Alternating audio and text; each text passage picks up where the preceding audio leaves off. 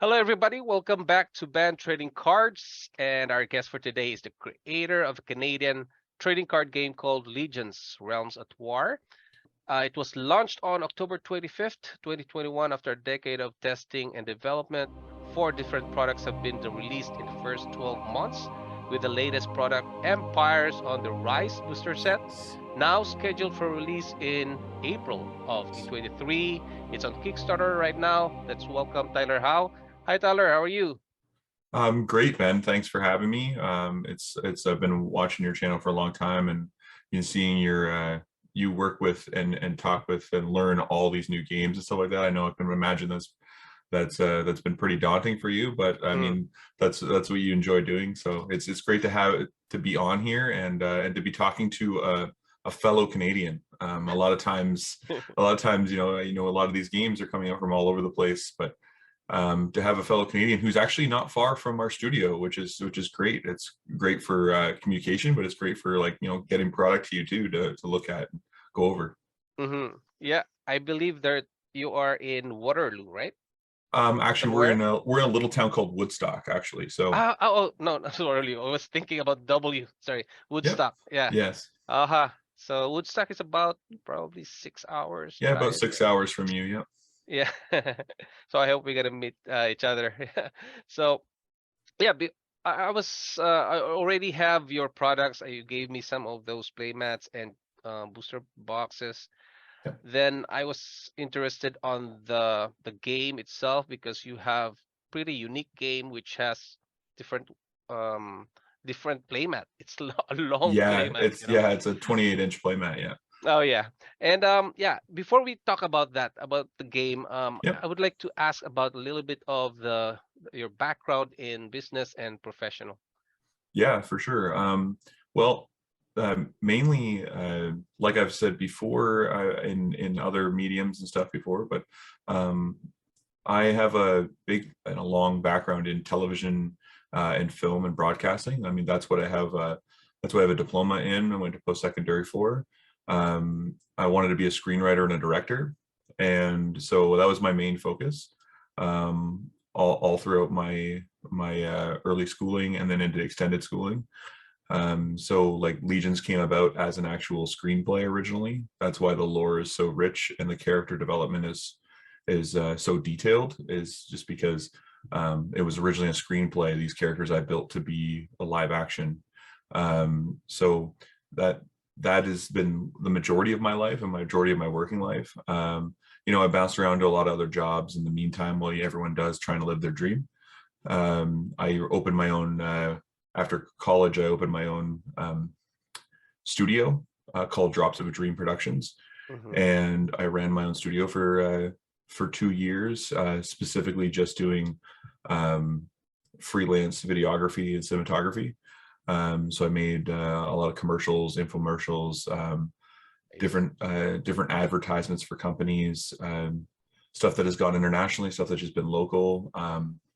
Things like working for the city of Kitchener-Waterloo, Hmm.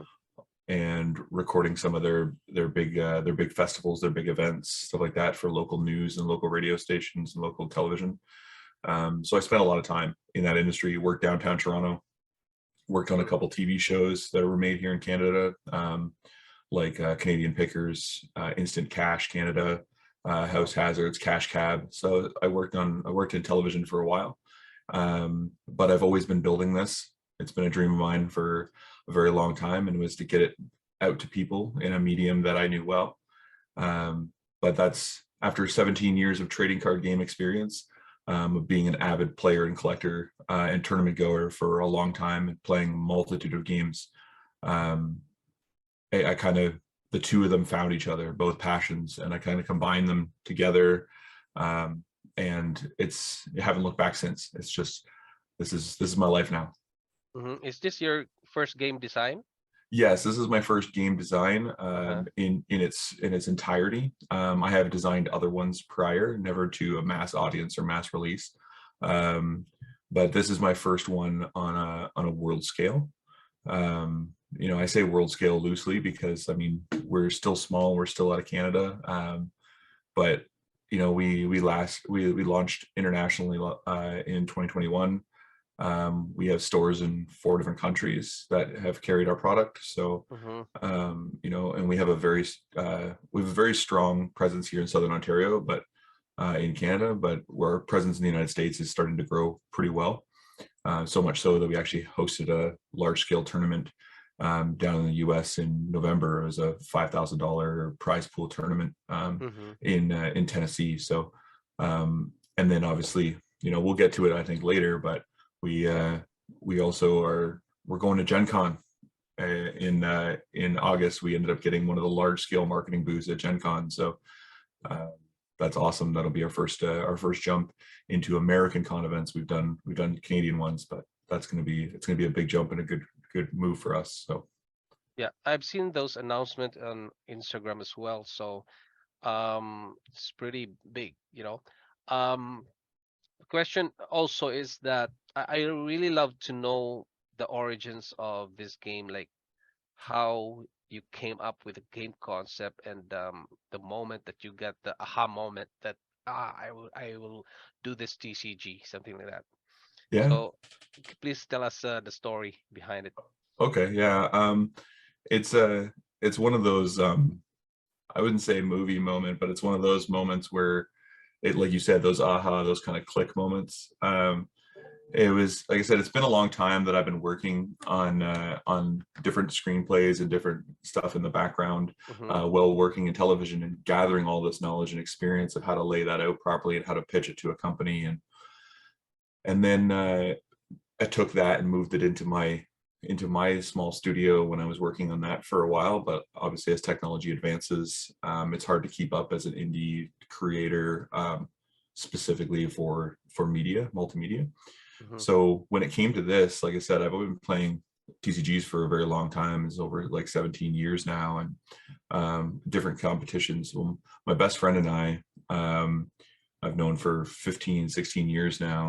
We would do a competitive circuit, and we'd go around and we'd play Force of Will in one night competitively, and then we'd jump into Kaijudo competitively, and then it was Yu-Gi-Oh competitively and Pokemon competitively and then Magic competitively, and we would jump around and we would do that, and that would all take place in a week, right? So we go to Mm-hmm. like 5 or 6 game stores every week, and so it got to a point where a hobby became an extreme passion of mine.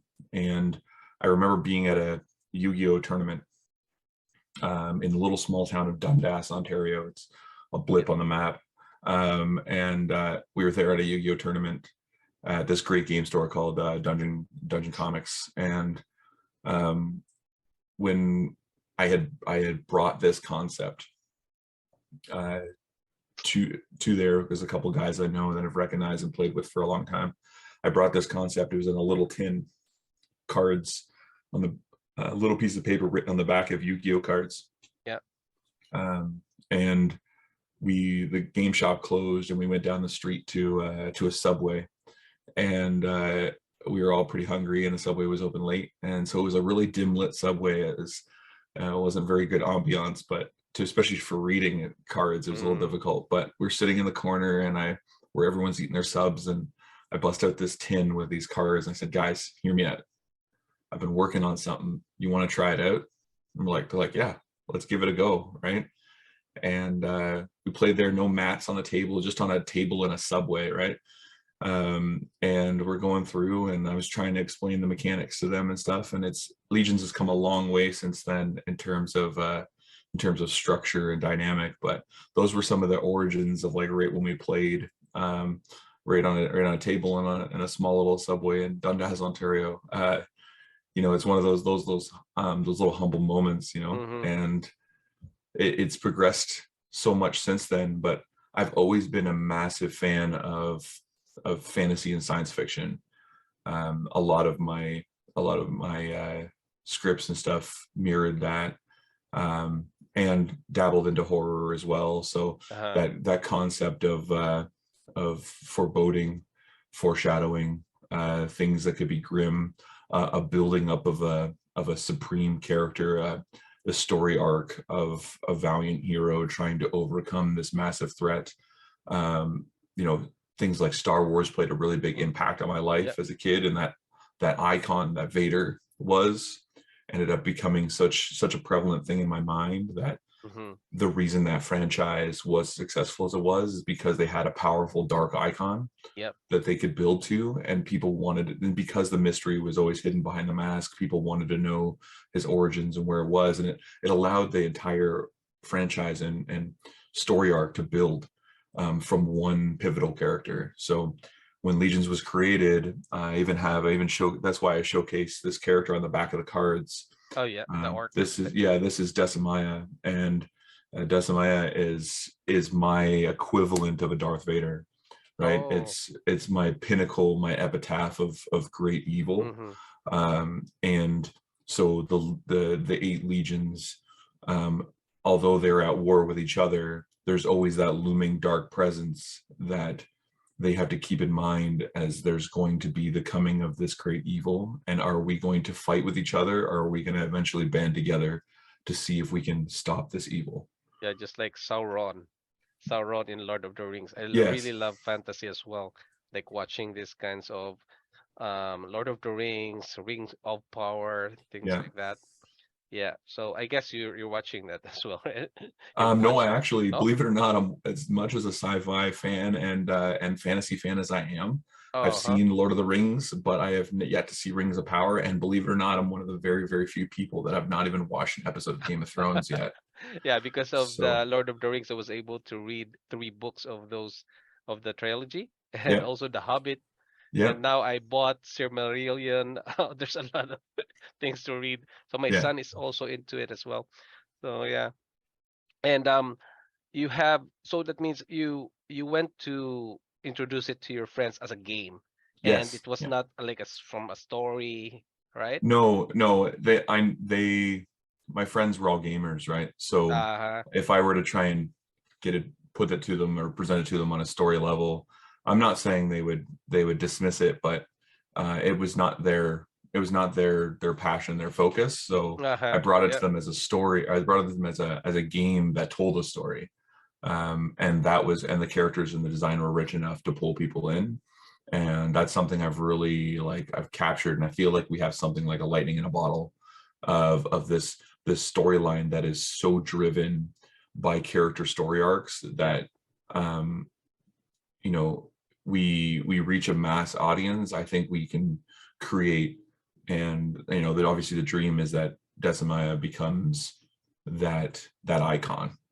Yeah, because it's also good to know that there's a story behind a card, Be like a beginner and they will see it as this is Maya, and then who's this? Something, right? If there's a story behind it, it's like it feels good. Just like the one that is new now is One Piece. They have a story first, and then they created a game. Other games as well, right?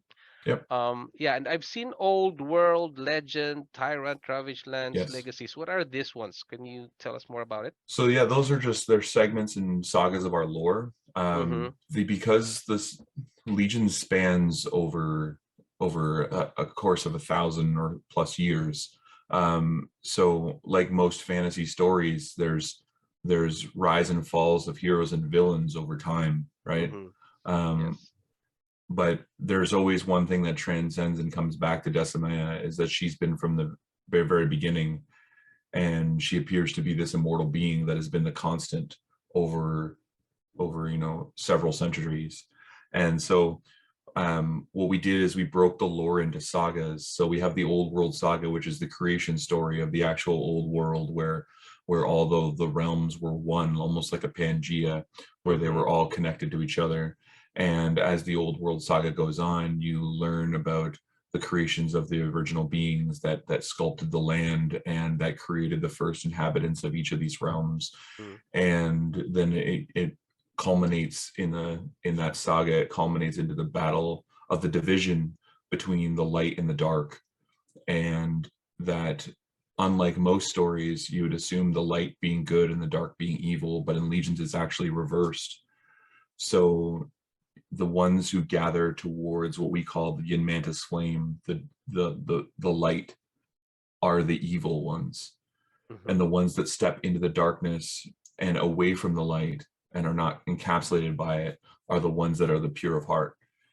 And it culminates into what we refer to in the lore as the Battle of the Outer Ice. And it's the 4 axis of good legions against the 4 axis of evil legions, and they clash for the first time in an epic grand battle that ultimately ends up fracturing the realms, and they break apart like continents in free float, and then are bound together now by magic enough that it creates these veils and portals. And that's why in Legions we have the dynamic of the Veil Realm card that is the 2-sided flip card, because you start with your veil, your portal that is an access between your realm and your opponents, and then the realm opens up and it reveals the world and the power that you bring with you from your realm. So the veil is, at first, it's like the basic veil. So it's Yes. like a gate. Can you It's like a gateway. Yeah, it's like gateway? a portal or a gateway. Okay. And after 3 turns, it counts down. Yeah. And then once the 3 counters remove, the gateway expands and opens up to your world. And so your realm enters play. And it's the only mechanic in the game that we consider an absolute mechanic. Neither Yeah. player can respond to it because they can't stop a world entering play. Yeah. So it creates a powerful game state change when your realm opens. And from there, when your realm opens up, it's no longer just your warriors that can fight in the battle. You can now fight with your main character, which we refer to as a warlord. Your warlord can now fight and use and cast its magic, as well as tap into the synergy, which is the warlord's tie to their realm. The synergistic power they can pull from the realm and use in battle. And then of course the guardian, that is basically, if you think of, you're familiar with fantasy work, Ben, so I'm assuming you are heard of the Arthurian legends, right? King Arthur. King Arthur, So yes. yeah, so you have, like, you know how the best way to refer to a guardian is, like, you have King Arthur and you have Merlin, right? Now Yeah. Merlin doesn't fight.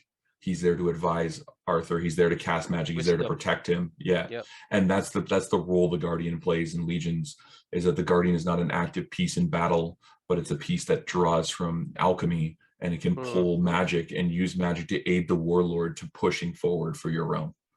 I just can imagine the latest movie Avengers, that the war, and Yeah. it opens different gateways and they get in to fight, Yeah. to fight what was the name of the villain? I forget. I'm not sure. Yeah, so that's for Avengers with Thanos. Avengers, yeah. Yes. Oh, Thanos. Oh, yeah. Yeah. So that I imagine it like that way, Yeah. with the wizard, Doctor Strange, something. Yeah. Yeah. So it's very interesting with the story, and I really love stories behind cards, because that's what I said before, that you can relate to that card itself. Yeah. So you did several products, right? So yes, we released 4 products in our first yeah, calendar 4 year. products. And can you tell us more about the products, and what are those are out of prints, and what we expect in the next 2 to 3 years? Yeah, for sure. So like I said, everything in Legions is based off of a storyline, and my story arc and the lore expands over thousands of years plus. So where we started you off in the game with the initial product was our 2-player battle decks. And so they actually they come like these are the demo deck versions of them.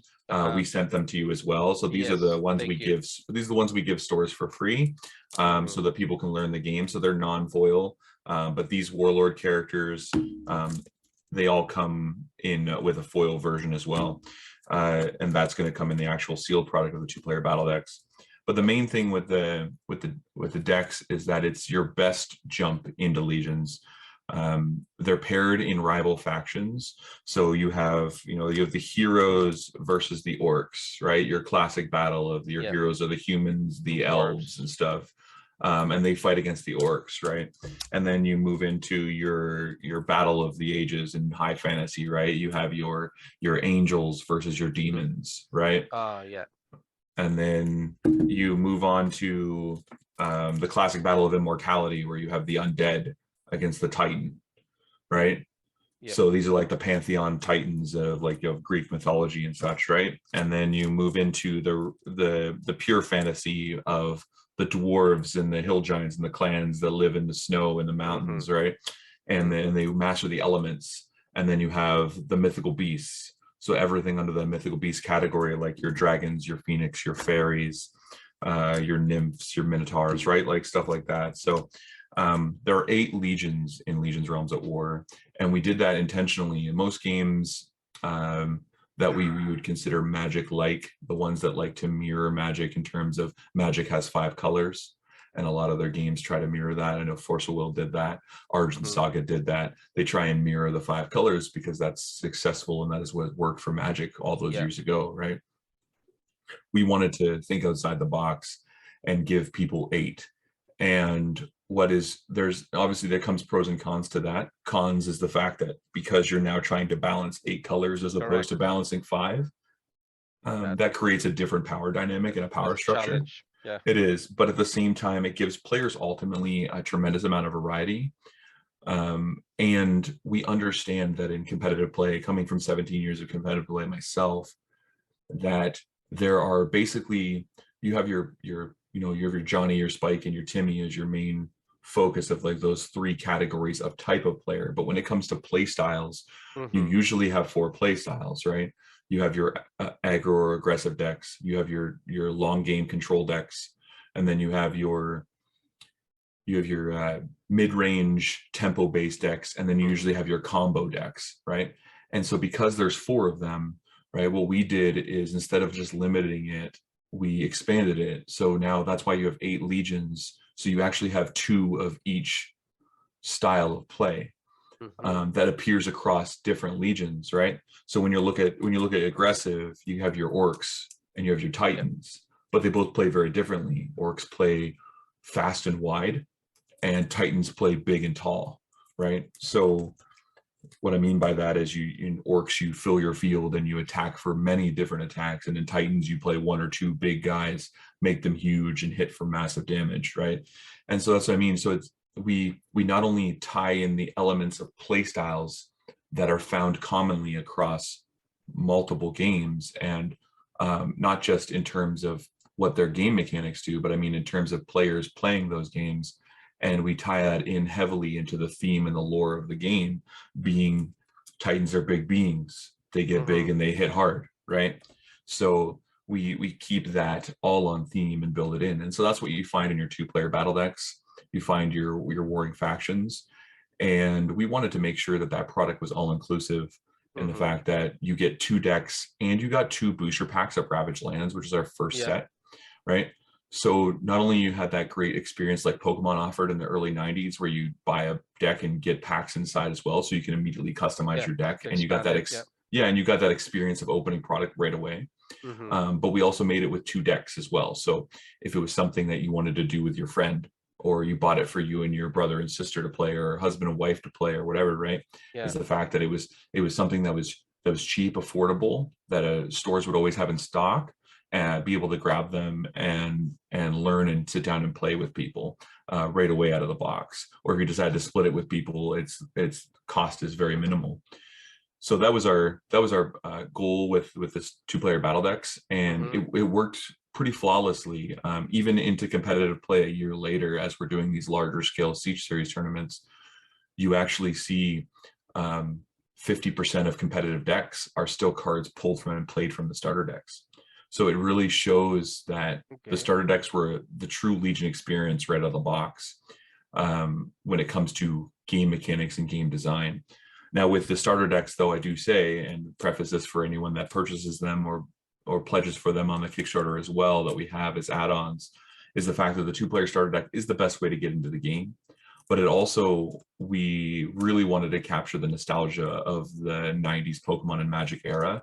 And what we did as a one-time limited edition only is in the 2-player battle decks, I commissioned 1 artist to do all 8 battle decks.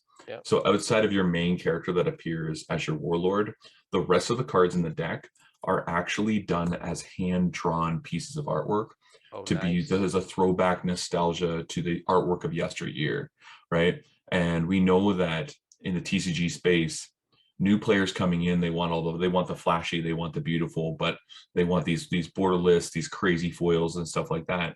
And those kind of rarities and those kind of chase cards and beautiful looking cards in their own right are all available within the game. But we wanted the players to have the grassroots nostalgic feel of the original style of starter decks, the stuff that maybe we grew up buying and playing, Yeah, correct. or the younger generation never got a chance to. Mm-hmm. Right. So that's where I really wanted to encapsulate that and bring all generations across into one platform and one game. So we did that in our 2-player battle deck. We launched that simultaneously with Ravaged Lands, which was our first base set. Mm-hmm. And we made sure that when it came down to it, Ravaged Lands was the pinnacle core set, the one that was sturdy and was going to be there to build on for the future. And what I mean by that is it had 260 cards in our base set. And not only was it 260 cards in Ravaged Lands, but those 260 cards do not appear in these 2-player battle decks. So these were all separate from Ravaged Lands themselves. So when we launched with a little over 400 cards on launch. So not a lot of games I know that do that, but I wanted to make sure that players had a big enough card pool right off the beginning to customize and grow with. Mm-hmm. So Ravaged Lands was very successful. We launched it right out of a base store here in Woodstock, Ontario, as our flagship store, Nerds Cafe. And is the Ravaged Lands also a hand drawn?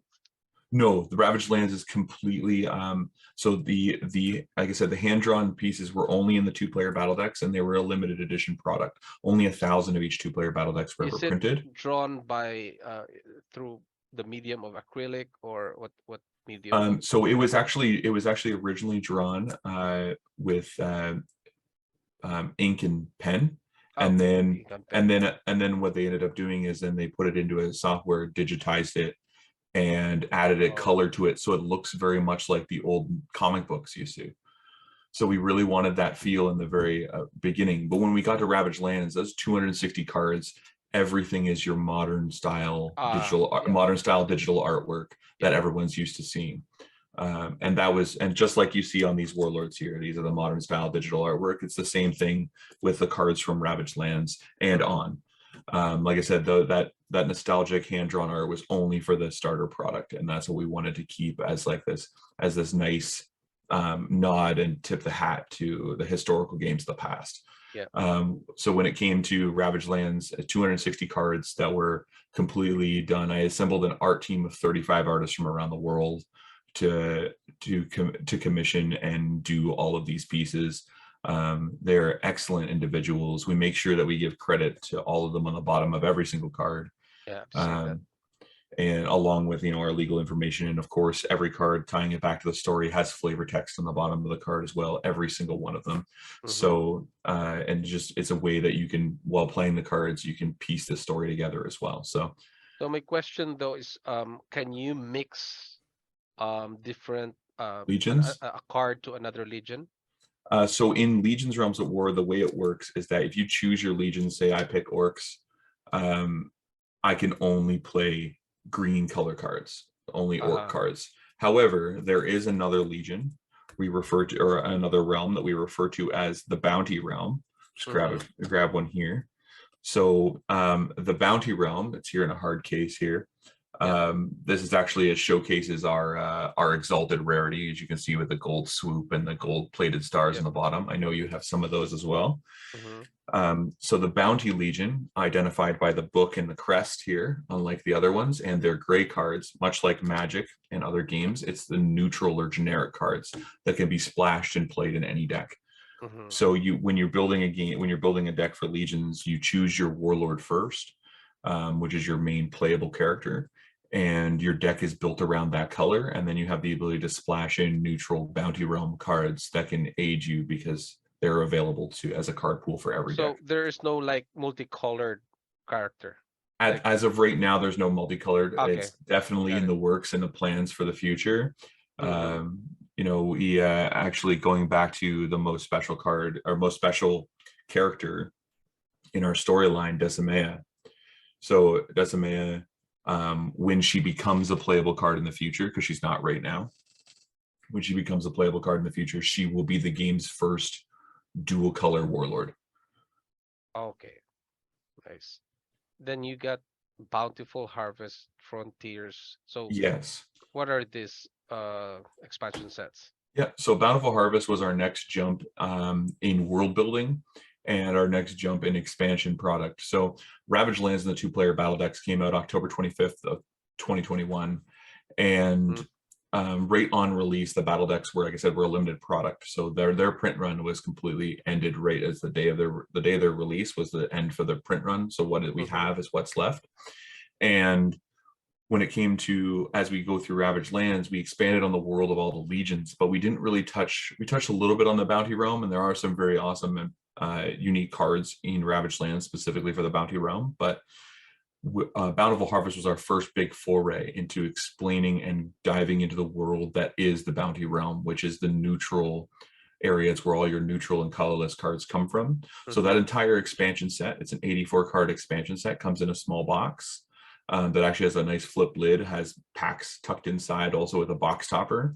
I believe I sent you some of those as well. And Yes. I think I saw you open them on your channel as well. Yeah. Correct. So Bountiful Harvest is our jump into that world where every card in the set, all 84 cards, are a neutral color, so they can be splashed and played. We felt that that was the best expansion moving forward out of Ravaged Lands. So we give people great customization in a small set, instead of having a couple things here and you pull mass amounts of duplicates of cards that you don't necessarily need. Instead, we move with Bountiful Harvest, where everything in the set was like a Swiss Army knife. It was very universal and could be played and splashed in any deck. So it allowed you to build any of the 8 legions any way you wanted. So that was our main focus of Bountiful Harvest, and that came out March 4th of last year, of 2022. And then we moved into Frontiers. And so Frontiers, we had an opportunity to do something really special. We were able to listen to the feedback of the community from the first 2 sets. We were able to really push our first jump into larger scale collectability. We were able to put a foil in every pack. We were able to add box toppers to the set as well. So you got your full art version of the Warlord. So I showed you the normal ones here, and then you have so you have your normal Warlord, and then Frontiers also gave you the full art foil versions. So you could really see the artwork in all its glory, and those came as box toppers in that set. But we also introduced our highest level rarity that the game will see, and are called our Elysian Rare. And it was Frontiers was the first set to introduce the Elysian Rare, which is our god level character. So there's going to be more Elysian Rares in every product going forward. There will be one in every set, like Empire's coming up. And is the finishing different from other normal cards, or just so in Frontiers we really got a chance to hone in even more so as we go through, and we feel as though right from the very beginning, I was very adamant about cardstock. Being a longtime player myself, we went with a 320 GSM cardstock. So that's actually thicker than a Magic cardstock. Magic is usually runs anywhere from 310 to 315. They have pretty much a curve on a lock on that market for that style of cardstock. And I didn't want to go higher than 320 because then you start getting into plastic cards. And the problem what I find with plastic cards is that they're really thick, and ultimately, as cool and as flickable they are, and the foiling process that you can put on plastic cards looks tremendous, as you see a lot of these games coming out of or being produced in China. You see a lot of these cards coming on plastic, and you could really put awesome foil textures on them, but ultimately the playability of those cards, you can't help but think that you're playing a sleeved version of a poker deck. And to me, that's not the true card experience. The card is still the card stock. So we went with a 320 GSM, is just above what would be considered industry standard. I think it's now becoming industry standard now because people want thicker cards anyways. And so we really worked with our manufacturer to make sure that the quality continued to improve. And, some of the early things you saw, like a couple print lines here or there in Ravaged Lands, we really got to crisp up in Frontiers. So they don't really appear anymore in Frontiers. I think we had one card ever open in the set that had one. So it's the quality control, the things like that. And some of the we're working now with Empires on the Rise. That is, there's a new varnishes that we're experimenting with that we have been over the past couple of months to make sure that Empires on the Rise produces the absolute best foils in terms of. I know a big thing in our, especially the EDTCG space, and I'm sure you've battled it too, is that foil curl is a real thing, Yeah, especially in that's what I was thinking, that probably thicker cards will be less curling. Or Yes, but then is that true? that's true when you're dealing with plastic. But like Okay. when you're dealing with cardstock, ultimately it is still porous paper cardstock and cardboard, right? So when you put a foil texture on the front of a card, that is like a thin layer of metal, right? And Yeah. it like it hardens and galvanizes the front of the card. So the back of the card is exposed still.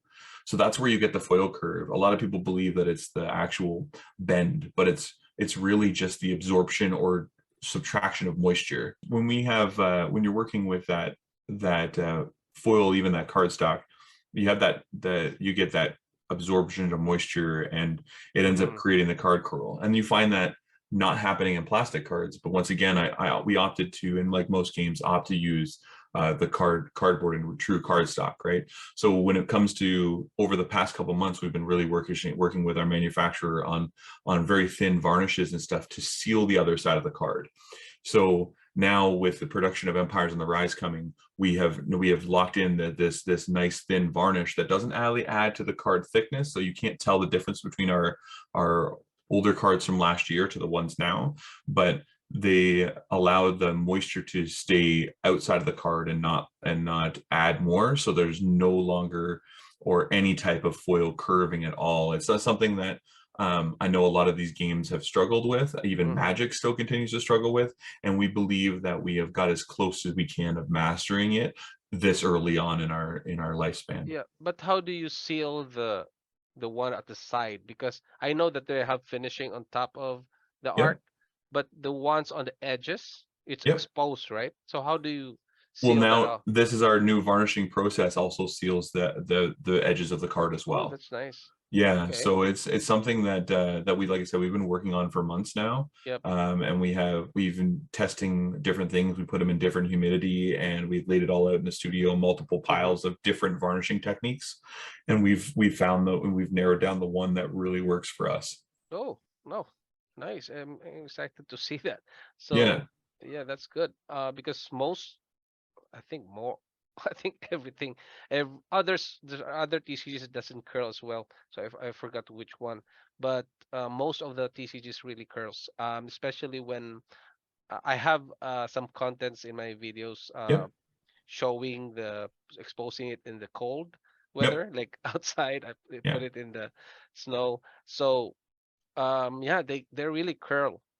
Even Magic the Gathering also curls. Yes.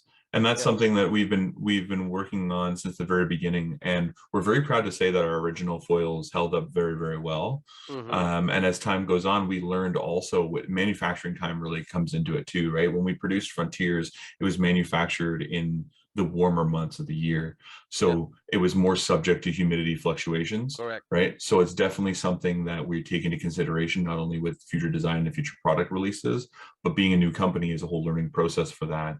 And we got to a point now, like I said, with this varnish, and when it comes to our lead times and production times, we've really hammered down when to release product, when to have product manufactured. And now with that addition of that varnish, I believe we found the level of making a cardstock card Mm-hmm. have the rigidness, or have at least the pliability and non-curl like provided by a lot of these plastic cards. Yeah, so we are expecting Empires on the Rise to have these cards, right? Yes, exactly. Yeah. Nice. That's good. All right. So since we are in the Empires on the Rise, can you tell us more on the Kickstarter? Yeah, for Because sure. this one is the product that will be released, right, on Kickstarter, Yes, it will the be. Yes. quarter 23. Oh, by Yep. the way, you have also quarter, uh, fourth quarter of 2023. Yep. Can you tell us more on those? How many? Three or five? Four more, right? Yeah. Yeah. Yeah. So like I Before said, we go back to the Empire. Yeah. for sure. When it comes to future design and future planning, like I said, I've been building this game for a decade. and the storyline and the characters are so rich and so Mm-hmm. vibrant, and they expand over a long period of time, like I mentioned prior. So when it comes down to really hammering down future project releases, that's something that I take a lot of pride in, and we work really well. We have an in-house graphic studio as well that Mm-hmm. produces high quality banners and logos and designs and promotional content in the physical form. So when it comes to really hammering down the set names, the production, the everything, we all do all that in house. So what's great about that is that not only can I tell the story in a long scale, we Yeah. have the graphics to back it up and showcase it. So after Empires on the Rise, we move into Masquerade of the Macabre, and that's going to be our horror themed gothic feel set, and then we move on to that to Opus of the Magi Illumination. Mm-hmm. So tying more and more into the storyline of the characters, the character development over time. Empires on the Rise is the set that that we're coming to, and that's on the Kickstarter right now. That is the set where the existing warlords that are currently battling in each realm are all fighting at a point where now uh, they've ignored some of their subservience. They've ignored some of the people in the background. So those voices of ill repute are revolting. And so the tagline of Empires on the Rise, you see right on the Kickstarter, it says "Join the Revolution," Mm-hmm. and it is the other lost voices, the other warlords are now arising into the set. So this is going to be the biggest set for the game at Uh-huh. 308 cards in the booster set, but also the fact that it introduces new warlords and other new mechanics, new veils, new Mm-hmm. portals that open to these worlds. So now you're having even more diversity gameplay wise, and in story wise, you have warlord facing warlord in 8 realms at civil war. So it is the biggest jump, it is the biggest growth, and for both the storyline and the player base. Mm-hmm. And you have Corsair of Despair and Battle of for Supremacy. Yes, So so what are these Corsair ones? Yeah. Corsair of Despair and Battle for Supremacy are not part of our core sets like Empires, Masquerade and Macabre, and Opus of the Magi. What Mm-hmm. these sets are is Corsair of Despair is a competitive deck, and Oh, what it is it's like another deck release, but what yep. we're doing is we're jumping back into the bounty realm, but instead of a set, we're jumping into it as a deck. So this is going to be the first time in the game's history where you have a playable, like, bounty realm becomes its own playable legion. So it's an entire deck plate of colorless cards, and it's going to be focused around one main character known as Marianas, the Corsair of Despair, hence the Mm-hmm. name. And she's actually she's a neutral bounty realm pirate, and so she sails the 9 seas of the realms, and while the worlds are all at war with each other, she goes through and steals the precious high value items to sell in the black markets. And so that's the whole concept of Marianas, is that you, when that deck comes out, you have the ability to not only get that deck and play it, you get to play the character that is the Legion's greatest thief, and her entire, you see, to set sail on her pirate ship with her and all of her pirates aboard. In that, her entire deck is a pirate themed deck. And then I guess this one can steal cards from the opponent, I guess, right? in a roundabout way, she her whole philosophy is to build around her to becoming infamous. Marianas is Uh-huh. a very she's a very cocky, confident individual. So her whole deck is about becoming infamous. So over time, as the game goes on, she becomes more and more infamous, and she scales up in power Ah, okay. based on how infamous she becomes. So the more things that she does, that either stealing or trickery, she becomes more infamous. Mm-hmm. And then Battle for Supremacy is something we're very excited about. We've been working on for about 6 years now. It is something that is going to take Legions to another level too. We feel is that we've been building our player base and our competitive scene around our core sets, and the introduction of Marianas and the Corsair of Despair will be a fun injection into the game. But Mm-hmm. Battle for Supremacy is where we build a separate format for the game. Battle for Supremacy is going to be our mass multiplayer format. It's going to be the first set in Legion's history to be able to be played draft and sealed, and it's going to be built that one box can support a 4-player pod to play in multiplayer, whether it's a free-for-all or a 2 versus 2. And so the characters and cards that come in that, the main pieces that are built for draft and sealed will not be eligible for competitive play, but the remainder of the set will be. So it's built to still support the competitive scene and continue that movement forward and to build in your constructed formats. But its main purpose is to introduce multiplayer to the game and allow draft and sealed play as a different format and alternative way of for stores to hold other events, and to maybe just sit around and you buy a box at your local game store, you come back and play at your kitchen table with your friends, and you play right out of one box, and you play a mass free-for-all. And because there's 8 legions, your variety is ever changing. It's not like you just have 4 warlords and then you play and that's it and you could swap them. No, this is all 8 in one box. So your playability of that one set just in a multiplayer format has many, many different variables. You have a lot of options there. So exactly. Yeah. And before we go, I promise that we go to the Kickstarter, but before we go to the Kickstarter, give us a brief explanation about the gameplay. Yeah, briefly, the gameplay, I even have some of these key pieces I pulled out too, just to make sure. Yeah. So as we referred to before, we have the Realm card, right, or the Veil Realm. It's a two-sided card. It's currently the only two-sided card in the game. Future things coming, but this is your main piece that separates Legions from so many other games. And like I said, mentioned earlier, it's tied heavily to the storyline of this realm. It basically, the Veil has a Veil counter of VC3, so it counts down at the start of every one of your turns. So what this does is it allows control decks time to set up, but it allows aggro decks to build up resources to push for damage. So it serves a dual purpose in that regard. But what the Veil does is it allows the first 3 turns of the game to be very strategical and plan out what you're going to do the rest of your game. And as the time goes through, right, then it flips over to your realm. And once the realm opens is usually the explosion point for the decks, whether it's an explosion point for aggro to push damage or the explosion point for control to try and lock the board down.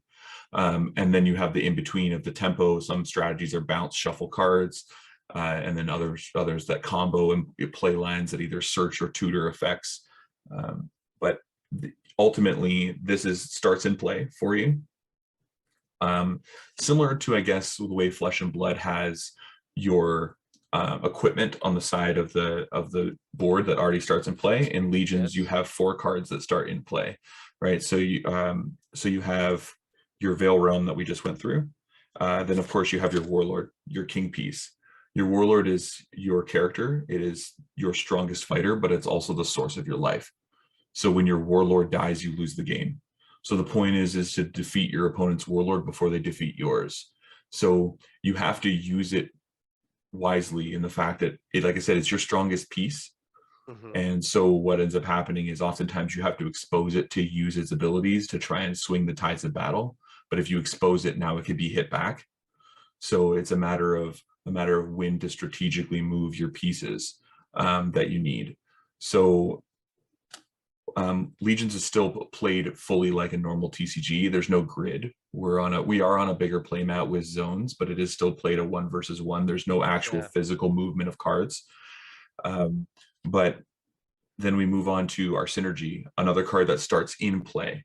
Like I mentioned before in the lore-based part of this discussion, was that the Synergy is the power that comes from your world. So the big key thing is if your realm is on the Veil side, you can't use these big power pieces yet. So once the realm opens up, you now have access to the abilities that your world provides for you. And one of those is your Synergy.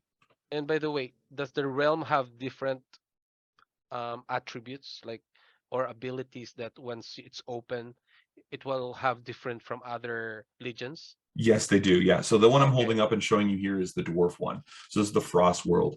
And so when the Frost realm opens up, like I said, the realm effects are absolute. They can't be responded to. So when the realm opens up, this actually targets 2 cards on the field and returns them to the owner's hand. Oh, so that's for that That's particular realm? particularly for dwarves. And Okay. when you look at demons, for instance, the Scorch Realm opens up for demons, and it targets 2 warriors and steals them and demonically possesses them.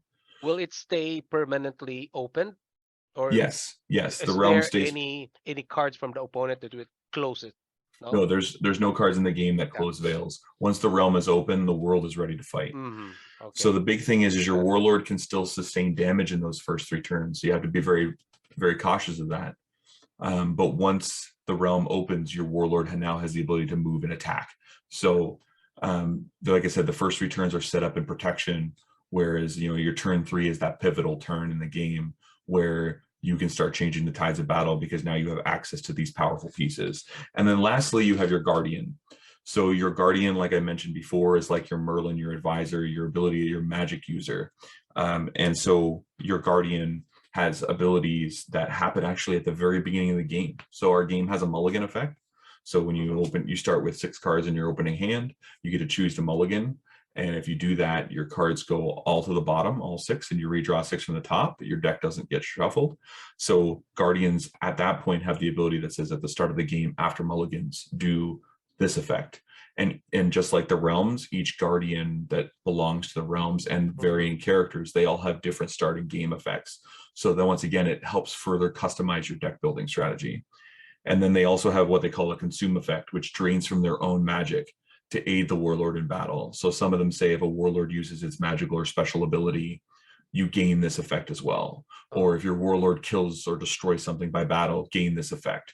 So that's, I mean, it's the guardians are there to help augment the warlord and push through to lead your legion to victory.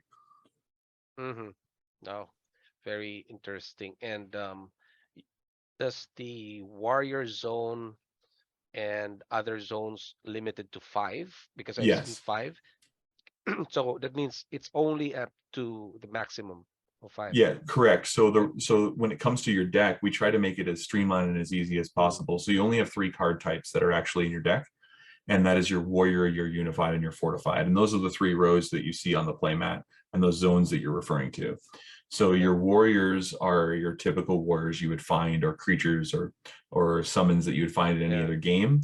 They have an attack stat. They do not have a defense stat. Their attack stat is also their health. When their attack stat hits 0, they perish. Okay. So warriors, they run from a baseline of 1 power to 5 power, and they vary in between 1 to 5. So 5 being the strongest, 1 being the weakest, but we incentivize the play of 1 power warriors because all 1 power warriors have keyword or special ability effects attached to them, where 2 through 5 are just there as vanilla beaters. Got it. And then when we move into unified cards, they act like spells in most games. Well, it's during your turn is the only time that you can use or cast unified spells. So unified, like I said, only during your turn, and they can be cast at instant speed during your turn at any point. So you can, it's like an instant, exactly. right? So you can play it, you can attack, and you can cast a unified. You can attack again, cast another unified. You can do it off the beginning of your turn. You can do it off the end of your turn. The unifieds are any point during your turn. Where fortified cards, they work similar to, we've had people refer to them as similar to trap cards like in found in Yu-Gi-Oh, where the fortified cards, they are in your hand. You have to set them face down in your fortified zone, which is the closest row to you. And we call them fortified as like you're fortifying your defenses, right? So you have 5 cards that you can lay down 5 slots, and they're played face down, and they can only be used during your opponent's turn. So as your opponent is making plays, they are aware that you have defenses there. So they now have to play around it, right? So yes, you're giving knowledge to your opponent that they're there, but ultimately they don't know what they are because they're face down. And those are things that you can spring on your opponent at any point during their turn. So that's good. Yeah, I played some other TCGs as well. They have face down cards. It's like getting ready for the next turn, right? Exactly. Yep. Yeah. So about the Kickstarter. Yep. The first question is this your first Kickstarter? It is our first Kickstarter, yes. Uh-huh. So like we've been doing this grassroots, fully funded out of our all of our on our own for the entire first year. We wanted to establish a strong playing community. We wanted to establish a trust with that community, and a trust with the stores that we have, that we can not only deliver product, but that we can grow a player base, grow a community, and host big events at stores, right? So we wanted to showcase that, and that's part of the reason why we introduced 4 products in our first year, is to show that like we're here, we're built to last, and we're built to stay, right? Mm-hmm. So we understand that in the small indie TCG space, ever since Flesh and Blood smashed the door open for everybody, Yeah. after showcasing to the world that other games can exist outside of the big 3, right? They And blazed it and Medezu as well. It exactly. started in Kickstarter, right? Yes, they did, and they found a way to blaze a trail, right? And we are able to follow suit through that door that they broke open and blaze our own trail from there. And that's what we did. And we released these 4 products, and we built a strong playing community, both online and in store, hosted 3 large scale events, Siege Series already, that you get regional tournament invites to, physical, actually printed foil tournament invites, which is really awesome. Our community loved those. And that's what we wanted to showcase and go move forward with. So we felt that this is the best time to launch a Kickstarter now, is to get the eyes on the game, is the exposure of the fact that we have existed for a year, we have produced 4 sets, we've delivered to stores, we've made sure that the player base is growing and thriving. It's now time to take it to the next level. It's now time to bring it to the masses and expand it beyond where we have been able to reach thus far, being a small independent studio. And we felt the best way to do that was with Empires on the Rise set release, because it is our biggest and best set to date. And why not put that on a grand scale? Mm-hmm. And then in your Kickstarter right now, it's already available to back. Then Yep. is this mainly on the Empires on the Rise? And I can see Ravage Lands here. First edition booster set. You're gonna give a. Does it mean that you will be including a Ravage Lands booster box? So what we're actually doing, so the main purpose of it is actually, like I said, to grow and expand and produce empires for the masses. Empires on the Rise. And what we have done is that the entire Kickstarter is designed around Empires on the Rise. The theme is all there for it. That's why you see the metal and the ooze and everything. It's the revolution of empires. And so the entire Kickstarter is built with that, including all of the pledge tiers are built with Empire's product. Mm-hmm. We introduced, over the course of the past 4 or 5 days that the Kickstarter has been running for, we have introduced additional add-ons and additional things. One of them being our last 15 factory sealed reserve Ravaged Lands booster cases, our very first set that's now been over a year out of print, right? So we held back those 15 because the plan was to launch Empires on Kickstarter, and we wanted to give the collectors something. Now that our player base has got their Ravaged Lands product, we wanted to hold back these, and for the people who either didn't know about the game in the beginning or just finding it out now, is the fact that we didn't want that product to be absolutely gone. Our flagship store still has, I believe, like 20 loose boxes here or there, but this is the only way to get factory sealed cases still, and we held them back to offer them up as a limited thing, specifically because we understand that a lot of Kickstarters are backed by collectors and backed by people who want to invest in games too, right? And so we know that Kickstarter was a platform for that, but Empires was a set for the growth and the development of the player base, but we still wanted to offer the collectors something as well. So that's why we have some of those things like the Ravaged Lands sealed cases that we held back in our studio specifically for the collectors. And we introduced other things to highlight some of our great artists in the game. We created an artist signature series that you can find there on the Kickstarter as well, highlighting Lena B. Wolf, one of our most premier artists of our game, and she's done some amazing iconic characters for us. It's really been able to take the characters that I designed a decade ago in my own head and on paper, and be able to bring them to life in a true way. And we wanted to showcase, and we worked in a partnership with her, that all of those cards are going to be serialized, and they're actually a stamped gold foil of her signature across them. Nice. And also a So, certificate of and its. yes, there's a certificate of authenticity from our company as a promise to you guys who buy the serialized cards, signed by myself, that says that these cards are legit. They are 100% Yeah. a collectible item, and that they will never be printed beyond the 99. Yeah, and you have a very beautiful bundles here, like the rare bundle, they're so I assume that some of the products have no Kickstarter labels on it, or are everything will not have the Kickstarter label. Yeah, so what we did is that we found that it's been pretty 50-50 down the middle, with people are kind of torn on whether they want to have things with a Kickstarter label on them Yeah. or not. So we opted for the boxes or the cards to not have the Kickstarter label. Okay. Instead, what we decided to do was give and offer Kickstarter exclusive things. So as you go Mm. through the tiers, when you get to our Elysian tier package, you'll find that there are actually 3 cards that are 2 renowned rares, which is typically our silver swoop cards, and 1 exalted rare, which is typically our gold swoop cards. Those are foil and plated foil.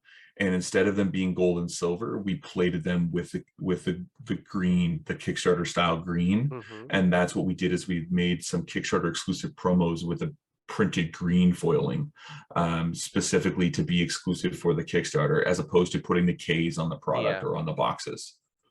sense.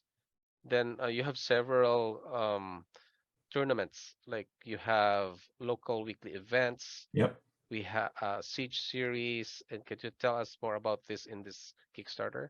Yeah, for sure. So those, we wanted to really showcase everything that we've brought to the table in year 1. Mm-hmm. And the best way to do that is on this platform, right? So we really wanted to show everyone that those tournament packages, none of that has to do with the Kickstarter funding money. We wanted to make that clear, and it's right across the top. It says that, nothing to do with the Kickstarter money for that. It's all for the set. But the actual tournaments, we wanted to showcase right underneath the LGS tiers, to show stores that we offer weekly campaign events that come with campaign kits that are play mats and promo cards and Legion stickers and decals that are sent to stores free of charge, free shipping, no tax on them, no duties, no nothing, even coming from another country. We handle all of that free to the store. Wow. And that is stores that showcase that they have a play group of 6 or more that are coming out every week, and we send them campaign kits that they can use as prize support for their stores, or on free entry for all players as well. So it's all provided from us at Future Lore Studios. And so we do that as a local level for all of our game stores. And then as we move on in the competitive play bracket, you also see the organized play of Siege series. Now, we've already held 3 Siege series events, 2 here in Canada and 1 in the United States, all in the month of November. All of them had large prize pools with great tournament turnout. We wanted to make sure that none of the prize pools were cash value. We found that a lot of times, if games offer big cash prizes, people just attend for the cash and have no interest in the game. So what we've done is that we worked with the game stores, because these Siege series are held at the stores.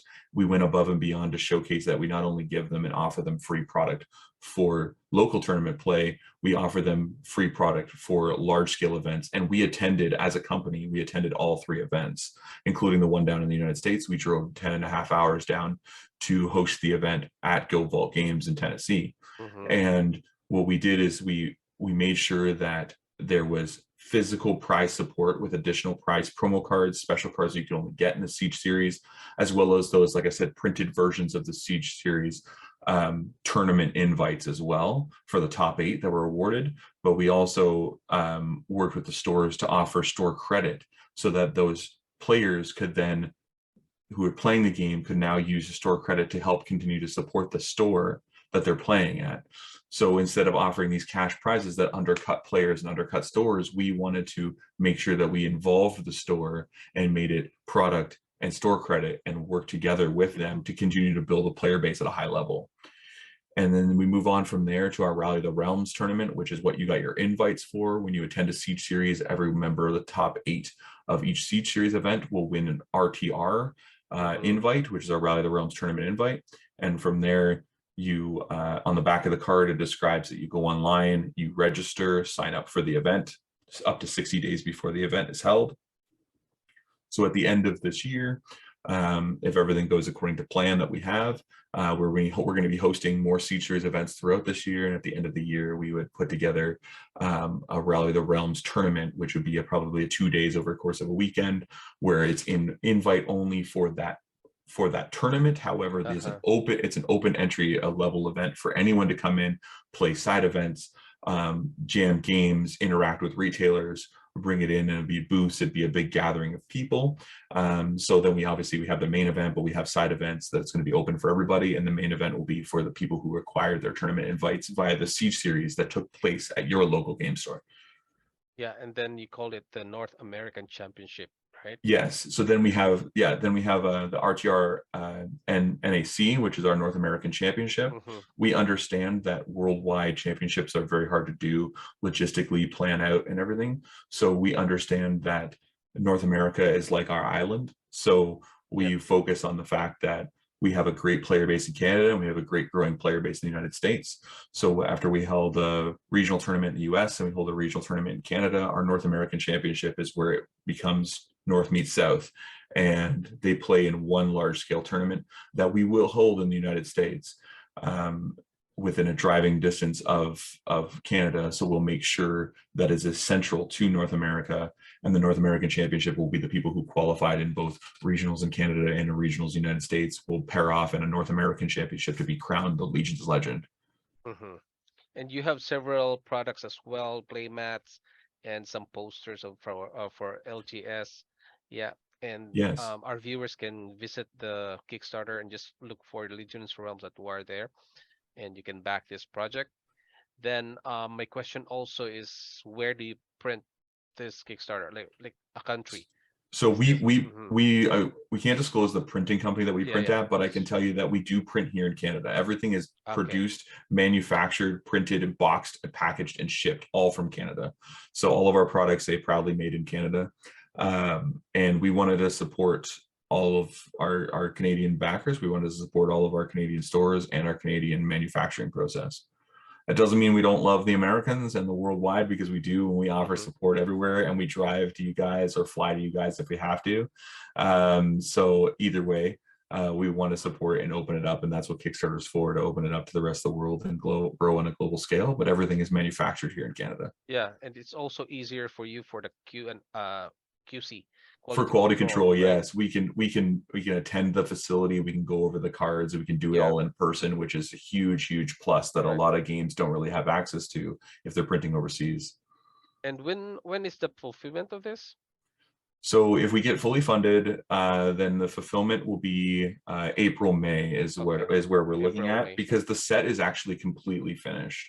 We're actually in the middle of our spoiler season right now. Weekly or daily, we are posting images on Instagram and spoilers on the card galleries on the website at legionsrealmsatwar.com. We have full card galleries of every single set, including Empire's card gallery that's currently being spoiled, cards coming out every day.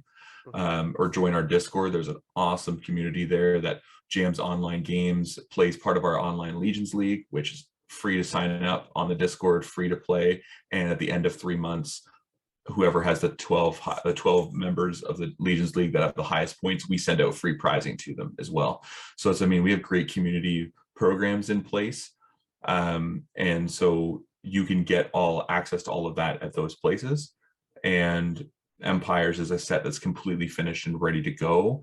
And this funding here for the Kickstarter is to reach the masses, print to be able to produce the set and get it out to everyone. So that's exactly what we're doing with it.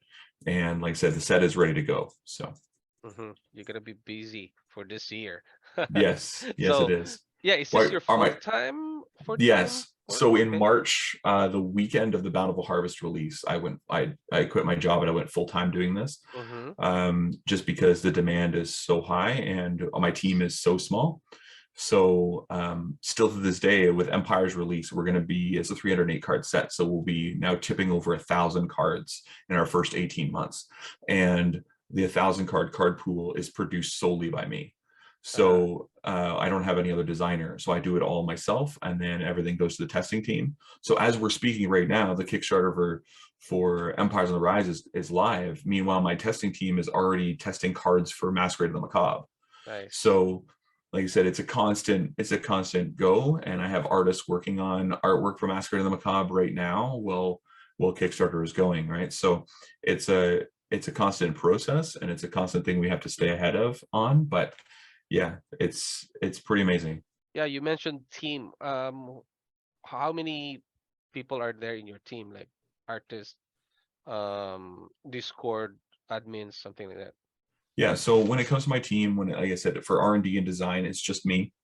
Okay. When it comes to in-studio work, I have a member of my team. I have one individual that does graphics, marketing, and is the one that's been in communication with yourself, Ben, actually, Paul. So he's been working with you and contacting you back and forth, and working with our content creators and making sure our marketing platform is there and does all the graphic design behind the scenes. We also have a member of our team that handles all of our books and finances and all of the paperwork and everything that comes with part of owning an corporation. And then in terms of my testing team continues to grow set by set. What started out as just myself and my best friend that were originally our testing team is now, for Empires, we were up to 7 people in the testing team, and now we're up to 9 for testing for Masquerade of the Macabre.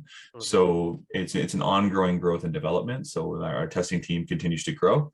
In terms of our team of artists, like I said before, we have a team of 35 artists from around the world. We constantly swap in and out. Some artists take other commissions for other projects or other games, and we have a new artist coming in and out. So it's a constant, like, evolving roster of artists.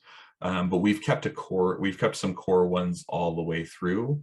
And I act as sole art director as well. So because these characters are mine and the vision was mine from the very beginning, I wanted to make sure that I had a direct connection with the artist to make sure that these characters came to life the way they were intended to be. So like, we have some great people like Lena B. Wolf, you see featured there in the signature collection. She's been with us since the beginning. And another one, Emmanuel Bill Roden, which we are going to have an artist series coming for him as well, because he's been a fabulous individual to work with. So we have a great art team that is pushing along and producing these pieces for us at a great rate and a great vision. So. All right. So do you have distributors outside of North America?